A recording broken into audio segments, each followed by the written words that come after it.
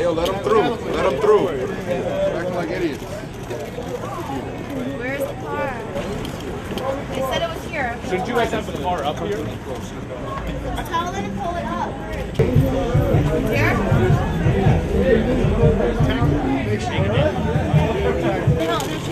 No, Guys, move. open the door, please. Don't touch me, you'll be all right, bro.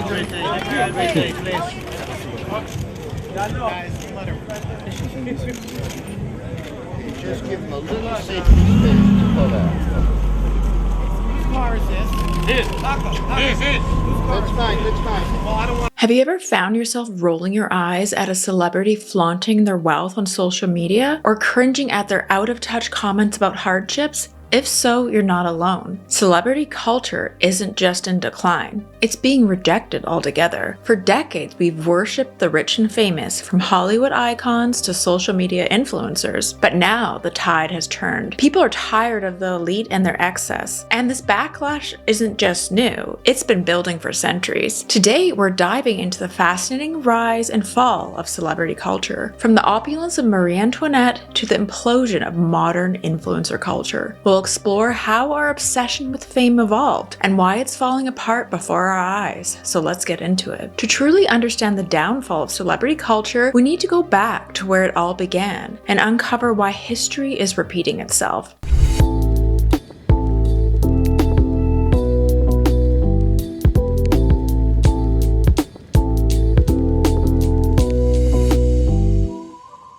Chapter 1: The Origins of Celebrity Culture. Celebrity culture as we know it is actually a fairly modern invention, but the roots of fame run deep. In the 18th and 19th centuries, being famous wasn't about talent or charisma. It was almost always tied to power. Think royalty, military leaders, and political figures. Fame back then was less about public admiration and more about public visibility. But even then, you can see the seeds of what we recognize today as celebrity culture. Take Marie Antoinette, for example. As Queen of France, she was more than just a ruler, she was a cultural icon of her time. Her towering hairstyles, ornate dresses, and decadent lifestyle weren't just luxuries, they were statements of power and privilege. But there's a darker side to her fame. While her contemporaries admired her fashion and influence at court, the general public saw her as a symbol of everything wrong with the monarchy. Versailles, where she lived, became synonymous with extravagance. Imagine this: France was in an economic crisis and peasants were struggling to afford bread, while Marie Antoinette and the royal family hosted lavish balls and gambled fortunes. This disconnect eventually made her the poster child for elite excess. Even if some of the stories, like the infamous "let them eat cake," were exaggerated, her story wasn't just about personal excess, it was about a cultural reckoning. The French Revolution wasn't just a political movement, it was fueled by the anger of ordinary people toward an elite class that seemed oblivious to their suffering. Marie Antoinette's fall from grace serves as one of the earliest examples of what can happen when the gap between the elite and the masses grows too wide. And doesn't this sound familiar to what's kind of happening now? Let's jump ahead to the 20th century, where the modern concept of celebrity truly took shape. The birth of Hollywood in the 1910s and 1920s introduced a whole new kind of fame. Studios like MGM didn't just make movies, they manufactured stars. These weren't just actors, they were symbols of beauty, talent, and perfection. Icons like Greta Garbo and Clark Gable weren't just famous for the performances, their entire lives were carefully curated by the studios, from their fashion to their public appearances. Even their romantic relationships were often orchestrated to keep their images flawless. Fans weren't just interested in the characters they played, they wanted to know everything about their personal lives too. But here's the catch: most of what people thought they knew about these stars wasn't real. It was all a part of a carefully constructed fantasy. This was the golden age of Hollywood, and its appeal was rooted in mystery and unattainability. The public didn't want stars to be relatable, they wanted them to be extraordinary. Stars lived in a world most people could only dream of, and the distance was part of the allure. The studios worked hard to maintain this image, using publicists and even gossip columnists to shape narratives around their stars. Fan magazines from the era give us a glimpse into the curated world. And there's different headlines like "Inside Greta Garbo's Glamorous Life," "How Joan Crawford Stays Beautiful." Every article example reinforced the idea that these stars were perfect, but this perfection came at a cost. Studios controlled every aspect of their lives, and if a star dared to step out of line, they risked losing everything. Of course, the reality behind the scenes was far less glamorous. Many stars struggled under the pressure to maintain these perfect images. Judy Garland, for example, was subjected to grueling schedules and forced to take pills to keep up with demands. Marilyn Monroe became the ultimate symbol of the toll celebrity could take, as her public image as a blonde bombshell hid deep personal struggles. The golden age of Hollywood laid the foundation for the celebrity culture we know today. It wasn't just about talent, it was about crafting an image, creating a fantasy, and selling a dream. But as we'll see, that dream came with cracks, and these cracks only grew wider as celebrity culture evolved. Chapter 2: The Rise of the Modern Celebrity.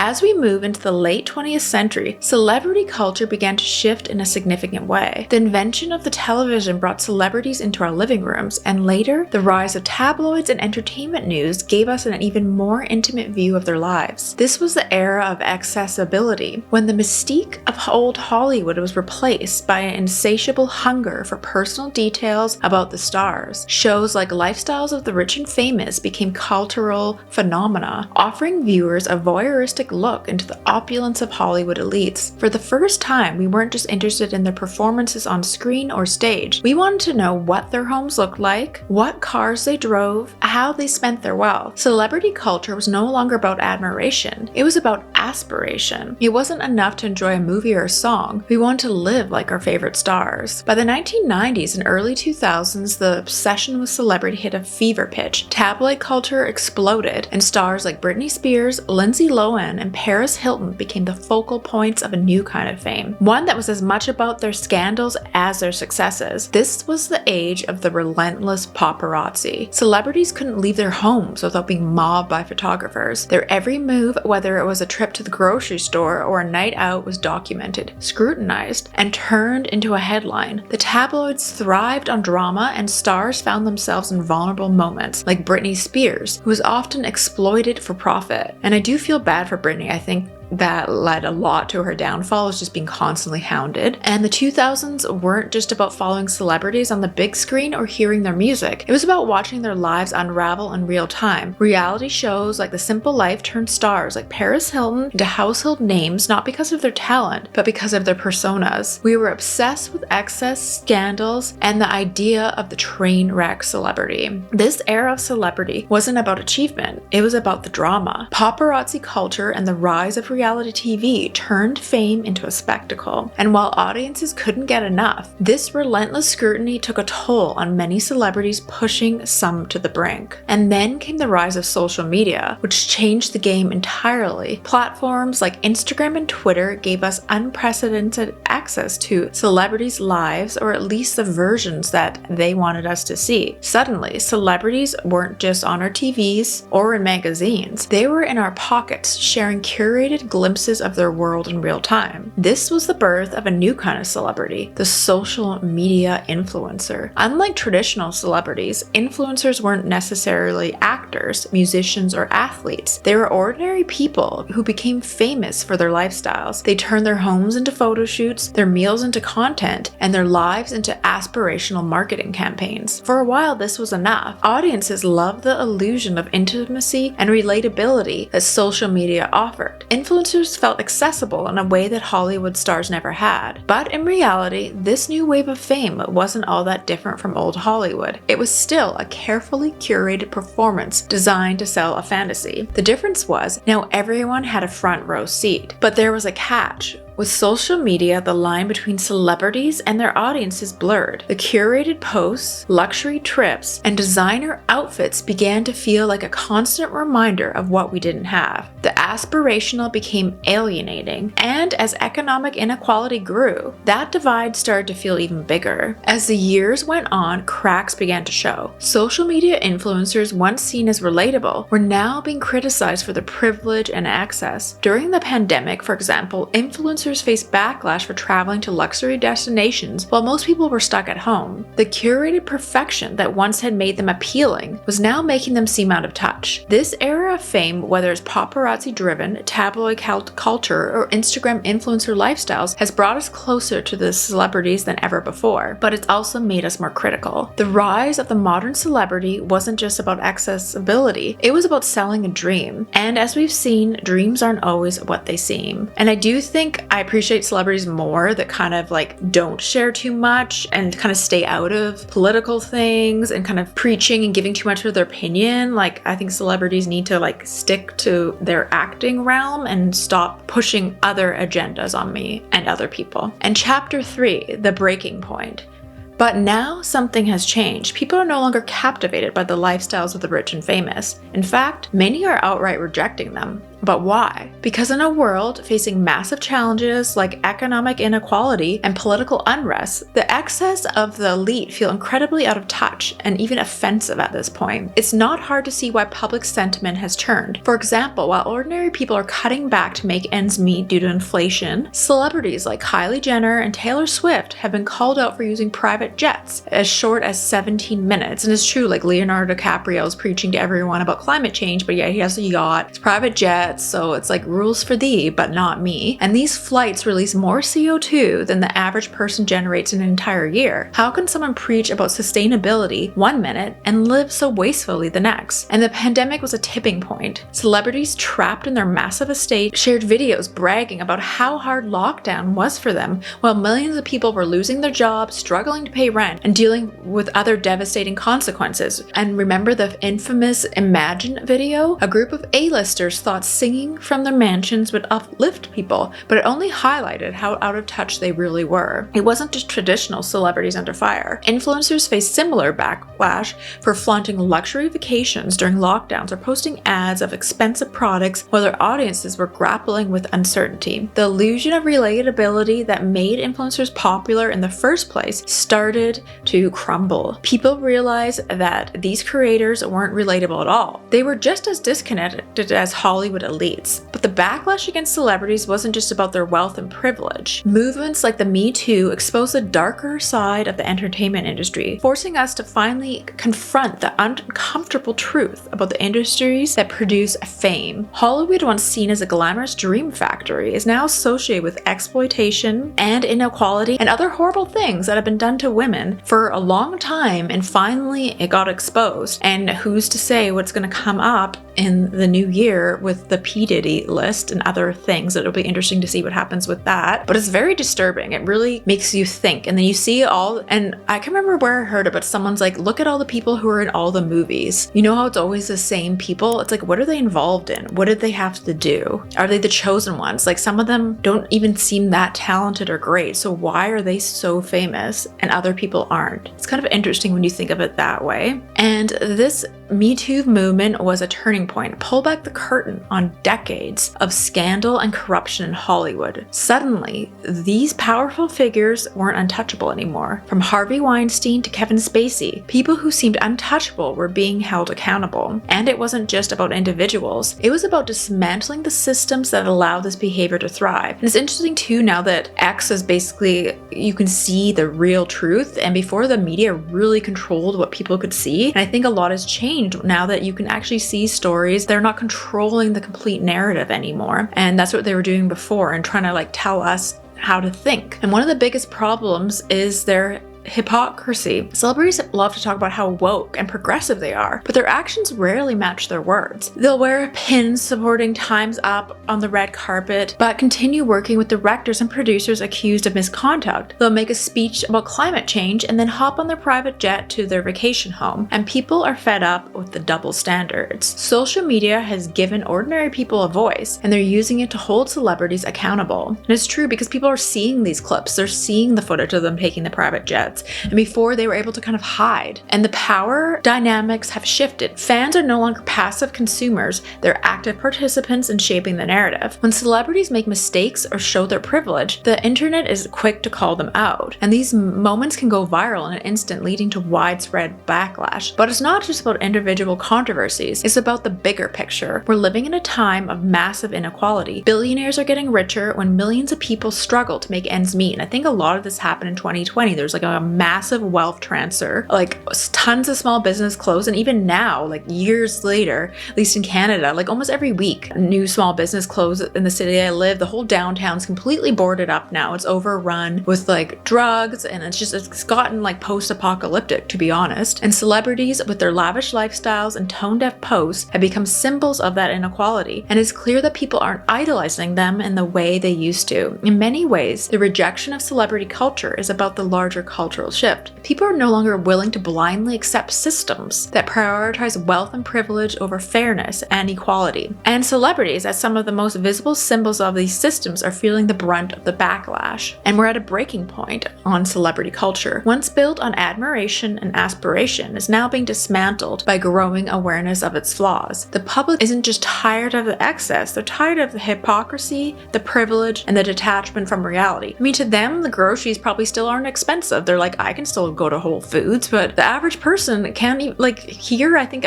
butter is like $8 for butter, which is insane. And this isn't just a trend, it's a cultural reckoning. And chapter 4, historical parallels. And it's fascinating to see how history repeats itself. Just like Marie Antoinette symbolized a disconnect between the elites and the public, today's celebrities are facing a strikingly similar backlash. The French Revolution wasn't just about politics or economics. It was about rejecting a class that had become too detached from the realities of ordinary people. And doesn't this sound familiar? In the late 18th century, Marie Antoinette became a lightning rod for public anger. Her lavish spending and perceived indifference to the suffering of the French people turned her into a symbol of elite excess. And while the phrase "let them eat cake" was likely fabricated, it doesn't matter. The damage was done. She represented everything the struggling masses despised about the monarchy. The opulence of Versailles was a stark contrast to the poverty outside the gates. The same dynamic exists today. While billionaires flaunt their mega yachts and celebrities pose in their mansions, ordinary people are grappling with rising rents, stagnant wages, and an uncertain future. The resentment is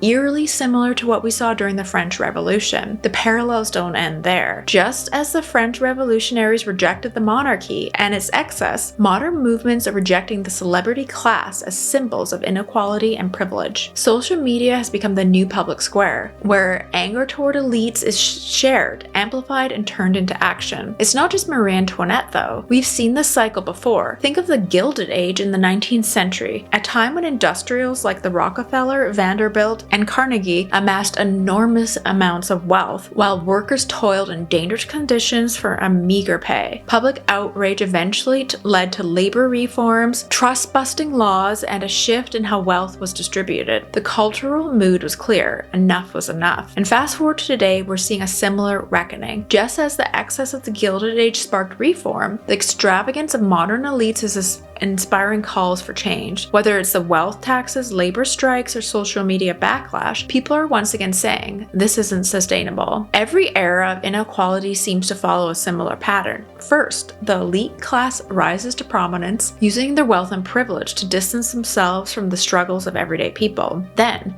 resentment grows. The public becomes increasingly aware of the disparity, and the awareness turns into anger. Eventually, the system breaks, or it is forced to change. This isn't just about economics. Look at the 1960s counterculture movement. It was a time of rejecting traditional hierarchies and questioning authority, much like we're seeing now. Celebrities of that era, like the Beatles and Bob Dylan, weren't immune to the shifting cultural tide. They adapted, using their platforms to align themselves with social change. Some celebrities today are trying to do the same, but many are failing to convince the public of their sincerity. The public takedown of elites has always been a dramatic event, whether it's the toppling of statues of monarchs during the revolutions or the viral cancellation of celebrities today. These symbolic moments mark a turning point in how we perceive those in power, signaling that the tide has turned. So, are we at the beginning or the end of today's elite class? Or is this just another phase in the cycle? History tells us that no system of inequality lasts forever, forever. When the gap between the privileged and the public become too wide, the balance inevitably shifts. But what makes this moment unique is how quickly things can change. Thanks to the power of internet and social media, the speed of which public opinions shift today is unprecedented. In the past, it took months or even years for a revolution to gain momentum. Now, a single viral post can spark a global conversation overnight. That kind of immediacy puts even more pressure on the elites to adapt or risk losing their status entirely. History doesn't just repeat, it evolves. The public's growing rejection of the elite class isn't new, but the tools we have to hold them accountable are. Whether this moment leads to a lasting change or just another iteration of the cycle remains to be seen. What's clear is that people are no longer willing to accept this and the privilege without questioning it. Chapter 5.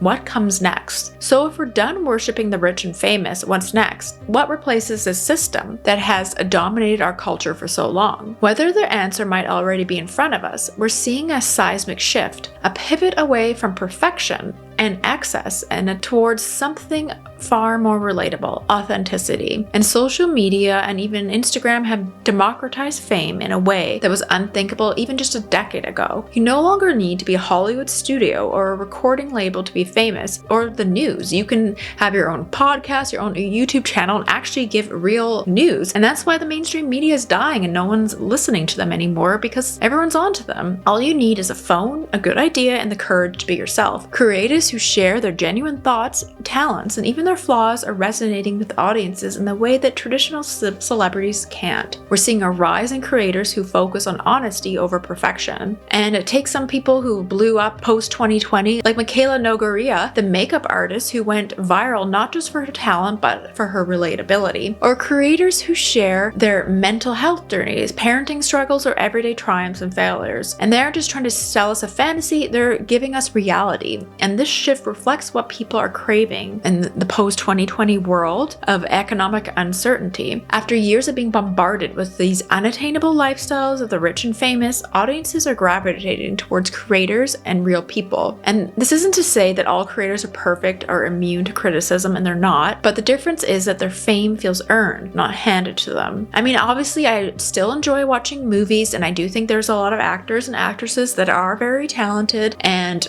I'm not gonna not consume culture. I'm not saying that, but it's definitely good to question things. And I think a lot of celebrities that kind of, stay out of it a little bit more is better. So what does this mean for the traditional celebrities? Are they out of the picture? Not entirely. Some are adapting to this new reality and becoming more relatable and transparent. Actors like Florence Pugh, for example, has won fans over by being more real on social media, sharing everything from unfiltered cooking videos to candid moments. I also like Kate Hudson. I feel like she's pretty real. She kind of stays out of things. I enjoy her Instagram. She shares more relatable, candid moments. It's just different than, like, let's say the Kardashians. And I just really like Goldie Hawn and Kurt Russell too. And the trust isn't built through red carpets and magazine covers. It's built for being authentic. And this transition reflects a broader shift. Fame is no longer just about entertainment. It's about influence. And this comes with responsibility, and it's a new era. And audiences want more than just an escapism, something different. And the downfall of celebrity culture doesn't mean we're done with fame altogether. It's just we're redefining it and things are different. And we're not really